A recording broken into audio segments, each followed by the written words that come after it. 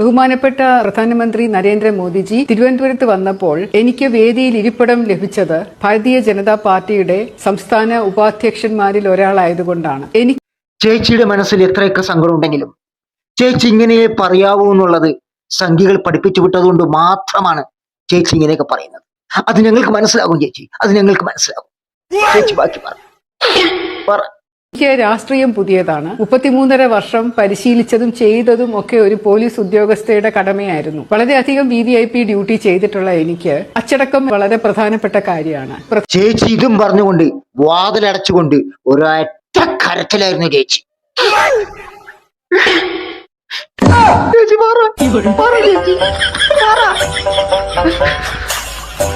പ്രധാനമന്ത്രി വേദിയിലേക്ക് വരുമ്പോൾ എനിക്ക് നൽകപ്പെട്ടിട്ടുള്ള സ്ഥാനത്ത് ഇരിക്കുക, അവിടെ തന്നെ നിലയുറപ്പിക്കുക എന്നതാണ് പാർട്ടി പ്രവർത്തക എന്ന നിലയിൽ ഞാൻ ചെയ്യേണ്ടതെന്നാണ് ധരിച്ചിരുന്നത്.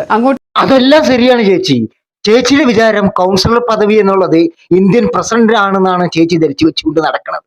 അതുകൊണ്ടാണ് ചേച്ചിക്ക് ഇങ്ങനെയൊക്കെ സംഭവിക്കുന്നത്. ചേച്ചി അതൊന്ന് മനസ്സിലാക്കൂ ചേച്ചി, പ്ലീസ് മനസ്സിലാക്കൂ. ക്ക് ക്ഷണിച്ചാലല്ലാതെ പോകരുത് എന്നുള്ള ഒരു പരിശീലനം എനിക്ക് ലഭിച്ചിരുന്നത് കൊണ്ടായിരിക്കാം ഞാൻ എന്റെ സ്ഥാനത്ത് മാത്രം ഇരിക്കുകയാണ് ചെയ്തത്. ചേച്ചിക്ക് ഒന്ന് പൊട്ടിക്കരഞ്ഞുകൂടെ ചേച്ചി?